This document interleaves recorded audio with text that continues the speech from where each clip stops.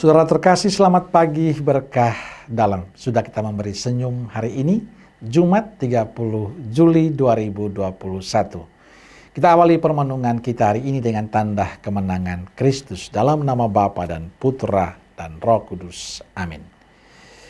Permenungan kita diambil dari Injil Matius bab 13 ayat 54 sampai 58. Salam sukacita, salam sehat, dan jangan lupa untuk selalu bahagia.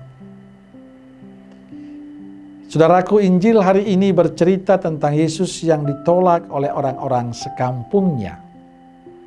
Penolakan itu terjadi karena Yesus hadir dengan penampilan barunya. Ia mampu memikat banyak orang dengan pengajarannya, dengan mujizatnya yang dilakukan Yesus.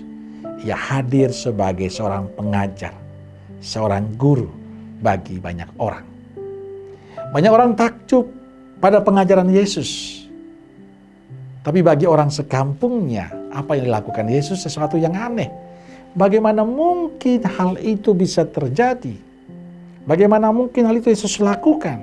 Bukankah dia itu anak tukang kayu?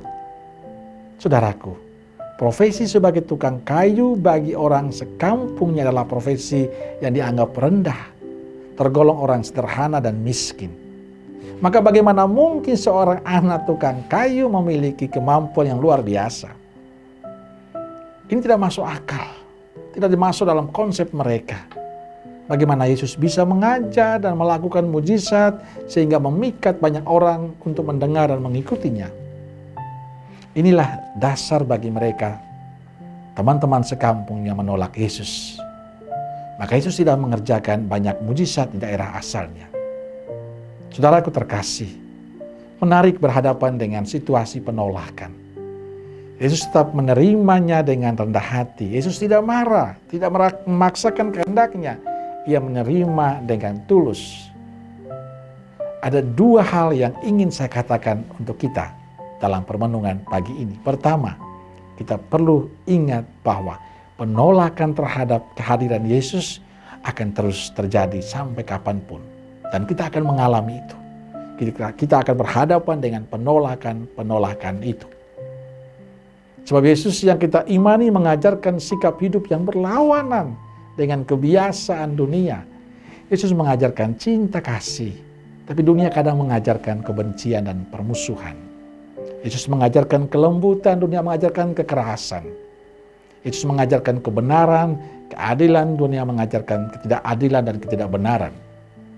Yesus mengajak kita untuk peduli, peka pada sesama, tapi dunia memberi contoh. Banyak orang cuek dan masa bodoh untuk sesamanya. Inilah yang perlu kita renungkan. Kedua, kisah penolakan ini menunjukkan pada kita bahwa manusia sangat mudah menghakimi dan menilai orang lain. Orang hanya menilai dari penampilan luarnya. Orang hanya menilai dari latar belakang keluarganya. Padahal manusia itu terus berkembang. Selalu bertumbuh. Sikap mudah menghakimi menutup mata hati kita untuk kemurahan dan kebaikan Tuhan pada diri sesama kita. Maka saudaraku terkasih, dari dua poin ini saya ingin mengajak kita untuk menjadi murid Yesus yang baik dan benar. Kita ingin belajar dari Yesus yang tidak mudah marah, tidak mudah kecewa, tidak mudah putus asa berhadapan dengan segala macam penolakan. Dan tetap dengan rendah hati menerimanya.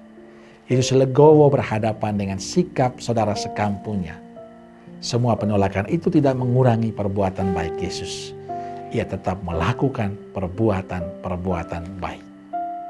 Saudara terkasih, selain kita diingatkan untuk setia dan siap menerima konsekuensi sebagai murid Kristus, kita juga diharapkan untuk tidak mudah menghakimi, tidak mudah menuduh. Hendaknya kita menjadi pribadi yang menjadi sahabat dan saudara bagi sesama kita. Amin.